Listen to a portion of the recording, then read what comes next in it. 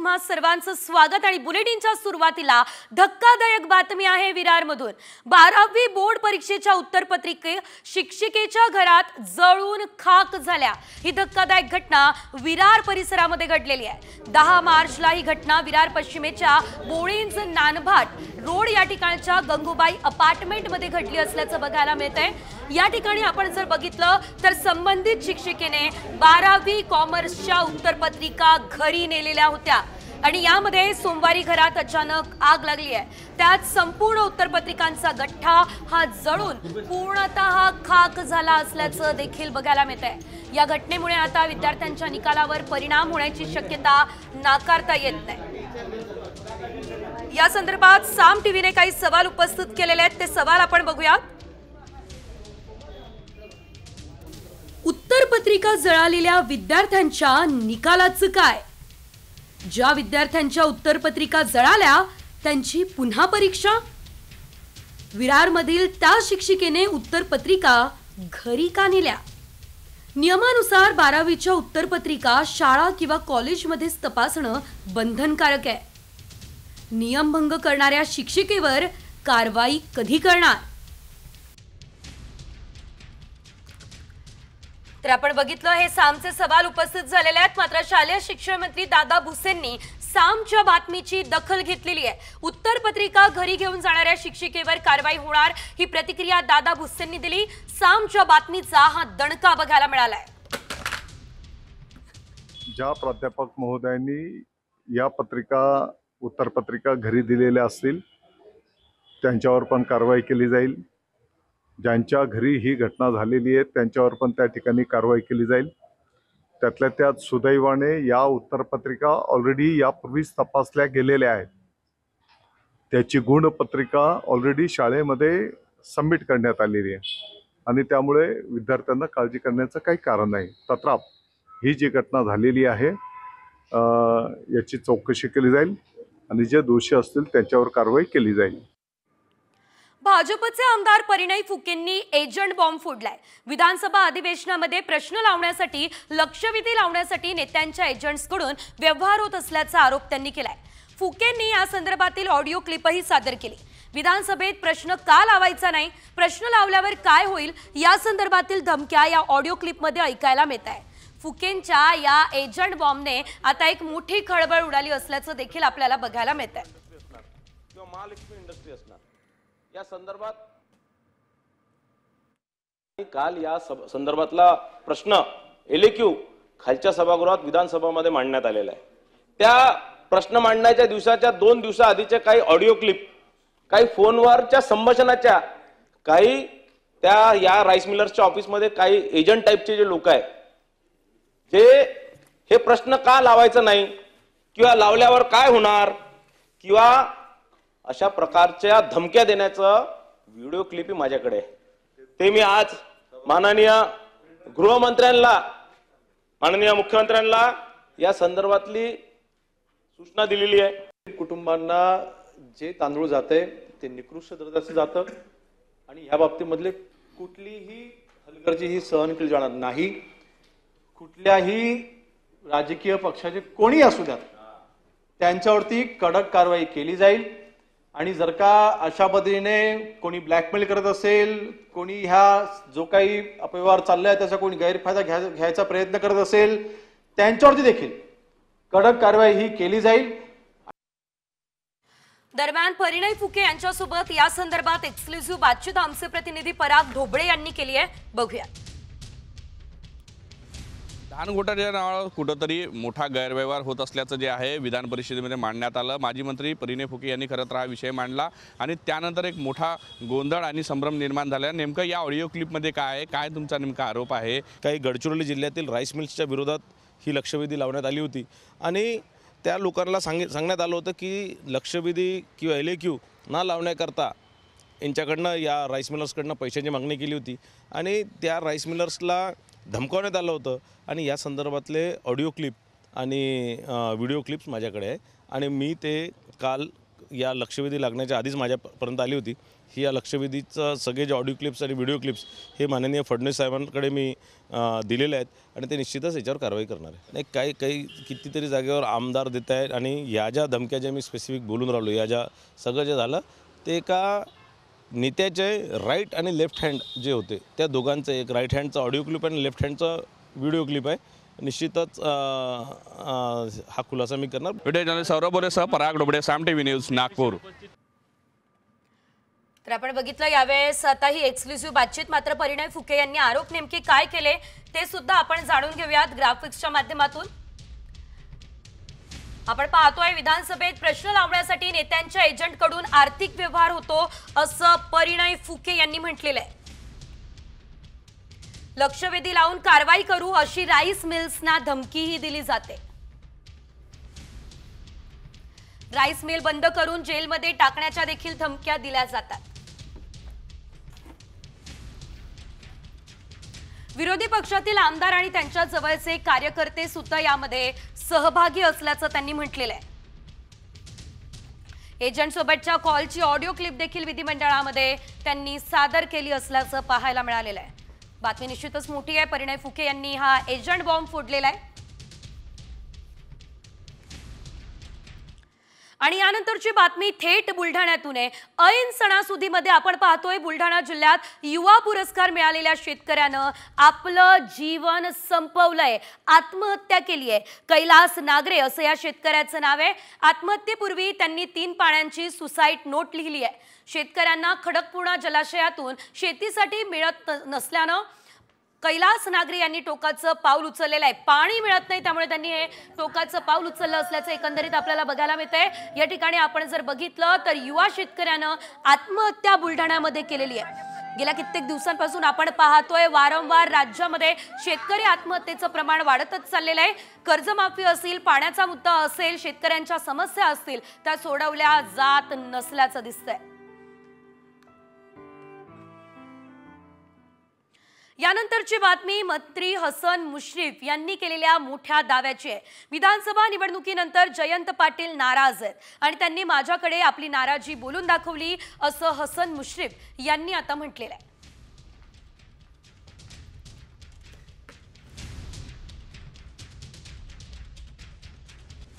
विधानसभेच्या निवडणुकीच्या निकालानंतर महायुतीला प्रचंड यश लाभल्यानंतर जयंत पाटील साहेबांचा नाराज आहे ते नक्की. मला एकदा ते नागपूरला बोलून त्यांनी दाखवलं होतं, मुश्रीफ साहेब माझं मन कशात लागत नाही असं ते म्हणाले होते. आता मला काय वाटतं की 5 वर्ष ही सगळं टिकवणं, पक्ष टिकवणं सत्तेत नसताना हे फार अवघड गोष्ट आहे. मला वाटतं त्यांना त्याची कल्पना आली आणि जाण आली असावी. आणि यानंतर एक मोठी बातमी आहे, कारण शालेय शिक्षण मंत्री दादा भुसे यांच्याकडून सामच्या बातमीची दखल घेण्यात आली आहे. उत्तरपत्रिका घरी घेऊन जाणाऱ्या शिक्षिकेवर आता कारवाई होणार आहे. ही प्रतिक्रिया स्वतः दादा भुसे यांनी आता दिलेली आहे. त्या शिक्षिकेवरती कारवाई होणार असल्याचं दादा भुसे यांनी सांगितलं. साम टीव्हीच्या बातमीचा दणका बघायला मिळाला. या संदर्भात अधिकची अपडेट घेऊयात आमच्या प्रतिनिधी वैदेही काणेकर यांच्याकडून. वैदेही, आपण पाहतोय खरी तर 12वीचे पेपर शाळेत किंवा महाविद्यालयामध्ये तपासणंच गरजेचं असतं, बंधनकारक असतं. मात्र या शिक्षिकेने हे पेपर घरी नेले आणि त्यानंतर आता कारवाईचं आश्वासन देण्यात आलेलं आहे. सविस्तर माहिती या संदर्भात. नक्कीच आपण बघतोय की खरं तर विरार बोळींज येथील ही घटना आहे आणि माझ्या मागे आपण जो बंगला बघताय त्याच बंगल्यामध्ये ती शिक्षिका राहत होती. हे आपण बघतोय की बोळींज नानभाट रोडवर हा बंगला या ठिकाणी सध्या आहे आणि या बंगल्यातच ही शिक्षिका राहत होती. आणि त्या ठिकाणी खरं तर 175 उत्तरपत्रिका या महिला शिक्षिकेच्या घरी होत्या आणि या उत्तरपत्रिका तपासत असताना त्या ठिकाणी एक घटना घडली आणि घरामध्येच एक आगीची घटना घडल्यामुळं या पत्रिका जळाला असल्याची माहिती मिळते. एकूण जर बघितलं तर कॉमर्स विभागाच्या खरं तर या उत्तरपत्रिका होत्या. ऑर्गनायझेशन ऑफ कॉमर्सच्या 175 उत्तरपत्रिका ज्या आहेत त्या या शिक्षिकेच्या घरी होत्या. मात्र बोर्डाच्या या उत्तरपत्रिका शिक्षिकेच्या घरी कशासाठी आणल्या होत्या किंवा या उत्तरपत्रिका देण्यासाठी परवानगी कशा पद्धतीनं या ठिकाणी देण्यात आली हा खरं तर मूळ सवाल आहे. कारण कुठल्याही उत्तरपत्रिका ज्या आहेत त्या तपासायच्या असतात तेव्हा निश्चितच त्या ठिकाणी शाळेत शाळेत त्या तपासल्या जातात, महाविद्यालयामध्ये तपासल्या जातात आणि संबंधित एक प्रमुख अधिकाऱ्यांच्या आदेशाव्यतिरिक्त त्या उत्तरपत्रिका बाहेर आणल्या जात नाही। मात्र असं असताना या महिलेच्या घरी या उत्तरपत्रिका आल्याच कशा असा खरं तर प्रमुख सवाल या निमित्तानं निर्माण होतोय। आणि एकूण जर पाहिलं तर या संपूर्ण प्रकरणाची चौकशी होणार आहे, संबंधित शिक्षिकावर कारवाई होणार आहे असं आश्वासन दादा भुसे यांनी दिलेलं जरी बघायला मिळालं तरी एकूणच शिक्षण विभागाच्या संदर्भातला खरं तर हा मोठा सवाल या निमित्तानं उपस्थित होतोय। एका महिलेच्या घरी आगीची घटना घडल्यानंतर खरं तर हा प्रकार जो आहे तो उघडकीस आलेला आहे। मात्र अशा पद्धतीनं आणखीन किती शिक्षकांनी उत्तरपत्रिका ज्या आहेत त्या आपल्या घरी नेलेल्या आहेत त्याची देखील तपासणी होणं तितकंच महत्त्वाचं आहे। आणि एकूण या सगळ्या वैदेही खरं तर अशा प्रकारच्या घटना वारंवार घडत असतील तरी देखील या संदर्भात प्रशासनाला माहिती का नाही हा मुद्दा या ठिकाणी उपस्थित झालेला आहे।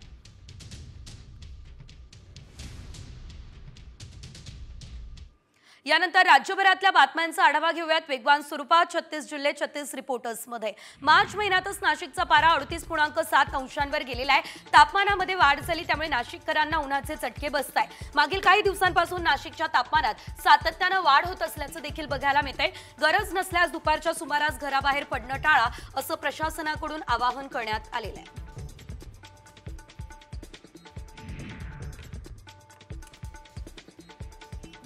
विदर्भात उष्णतेची लाट आली। 11 पैकी 6 जिल्ह्यातील तापमानाचा पारा 40 अंशांवर गेलाय।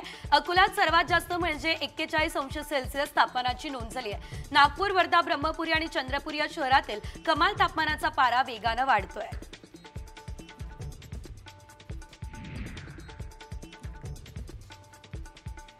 हिंगोलीच्या बाळापूरमध्ये 2 गटांमध्ये झालेल्या शाब्दिक चकमकीनंतर तुफान दगडफेक झाली असल्याचं बघायला मिळतंय। यामुळे गावात एकच गोंधळ उडाला। घटनेची माहिती पोलिसांना मिळताच तात्काळ घटनास्थळी त्यांनी धाव घेतली आणि परिस्थितीवरती नियंत्रण सुद्धा मिळवलं। दगडफेक करणाऱ्या तरुणांना ताब्यात घेऊन गुन्हा सुद्धा दाखल करण्यात आलाय।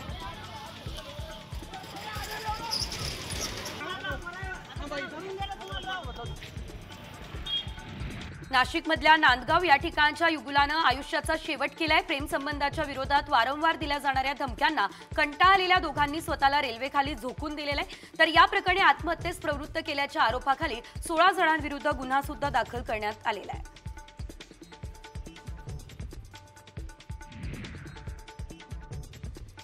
उत्तर सोलापूर तालुक्यातील वांगी या ठिकाणी आईने 2 मुलांसह विहिरीमध्ये उडी घेत आत्महत्या केली। आत्महत्येचं कारण मात्र अद्यापही कळू शकलेलं नाही।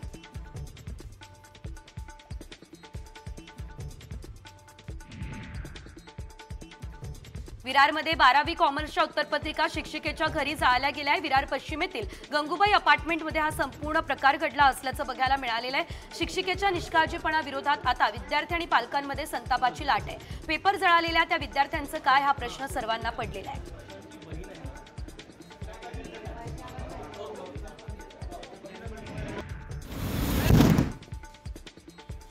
मुंबई पुणे एक्सप्रेसवेवर रात्री उशिरा खोपोली जवळ बोरघाटात धावत्या ट्रकला आग लागली आहे। यामध्ये ट्रकचं टायर आणि केबिन जळून खाक झालंय। सुदैवानं यात कोणती जीवितहानी झालेली नाही। अग्निशमन दलानं आगीवरती नियंत्रण मिळवलंय।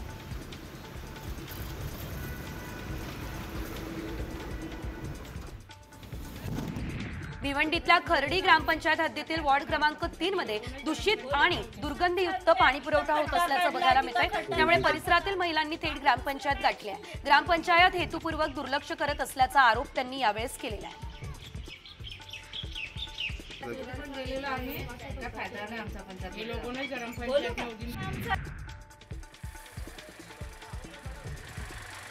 नाशिकच्या काठेगल्ली सिग्नल परिसरातील सातपीर दर्ग्याचं बांधकाम अनधिकृत असल्याचा निकाल हायकोर्टानं दिला। नाशिक महानगरपालिकेच्या कारवाईला आव्हान देणाऱ्या याचिकेवर सुनावणी करताना हा निकाल दिला। दर्गा अधिकृत असल्याचे ट्रस्टकडे पुरावे नाही अशी देखील माहिती आता समोर आलेली आहे।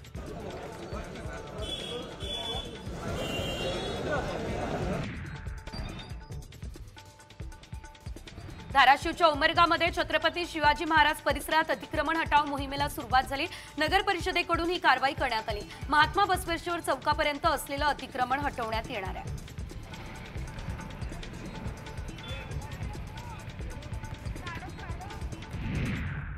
या क्षणाची एक मोठी बातमी आपण बघूयात। आपण पाहतोय महाराष्ट्र सरकारचं गुजराती प्रेम आता समोर आलेलं आहे। गुजराती साहित्य अकादमी पुरस्काराला राज्य सरकारने निधी दिलाय। गुजराती साहित्य पुरस्कारासाठी 7,70,000 रुपयांची तरतूद करण्यात आलेली आहे। तर राज्य सरकारच्या गुजरात प्रेमाचा शासनादेश सुद्धा आता जारी झालेला आहे। आपण पाहतोय अतिशय मोठी बातमी म्हणावी लागणार आहे। गुजराती साहित्य अकादमी पुरस्काराला महाराष्ट्र शासन निधी देणार असल्याचं आता बघायला मिळतंय। या संदर्भात अधिकचे अपडेट घेऊयात आमचे प्रतिनिधी भरत मोहोळकर यांच्याकडून। भरत, आपण पाहतोय महाराष्ट्र सरकारचे गुजराती प्रेम आणि गुजराती साहित्य अकादमी पुरस्कारासाठी सरकारने निधी देणं हा अट्टहास नेमका कशासाठी? सविस्तर माहिती या संदर्भात। सजल, आपण जर पाहिलं तर ज्या पद्धतीने महाराष्ट्र सरकारचा जो सर्वोच्च पुरस्कार आहे यशवंतराव चव्हाण साहित्य वाङ्मय पुरस्कार, या पुरस्कारासाठी सुद्धा महाराष्ट्र सरकार 1 लाख रुपयाचा निधी देतं। मात्र जर आपण या पुरस्काराची रक्कम 1 लाख रुपये इतकी आहे। मात्र जर आपण पाहिलं तर गुजरात साहित्य अकादमीचा हा जो पुरस्कार आहे या पुरस्कारासाठी मात्र महाराष्ट्र राज्य सरकारने 7,70,000 रुपयांची जो निधीची तरतूद केल्याची आपल्याला पाहायला मिळते। आणि त्यामुळे एकंदरीत महाराष्ट्र सरकारचं गुजरात प्रेम समोर आल्याचं सुद्धा आपल्याला त्याची सुद्धा एक नवी चर्चा रंगली आहे। महाराष्ट्र सरकारने या संदर्भात शासनादेश जारी केलेला आहे। निश्चितच धन्यवाद भरत, दिलेल्या आहे सर्व सविस्तर अपडेटसाठी। एकंदरीत आपण जर बघितलं तर महाराष्ट्र सरकारचं हे गुजराती प्रेम जे आहे ते आता समोर आलेलं आहे, कारण निधी सुद्धा गुजरातच्या दिशेने वळवला जात असल्याचं बघायला मिळतंय। गुजराती साहित्य अकादमी पुरस्काराला आता हा निधी दिला जाणार आहे आणि तब्बल 7,70,000ची तरतूद करण्यात आली। आणि आता बातमी जरा वेगळी। वाल्मिक कराड सध्या जेलमध्ये आहे। सुनावणीसाठी त्याला बाहेर आणलं जातं, त्यावेळीच कराडला कोर्टाबाहेर मारहाण झाल्याचा दावा आहे। मारहाणीचा व्हिडिओ मोठ्या प्रमाणात व्हायरल होतोय। खरंच कराडला मारहाण झाली का याची मात्र आम्ही पडताळणी केली। त्यावेळेस आमच्या पडताळणीमध्ये काय सत्य समोर आलं बघूयात। वाल्मिक कराडला चोपला, कोर्टाबाहेर वकील आणि जनतेकडून धुलाई। व्हायरल व्हिडिओ मागचं सत्य काय?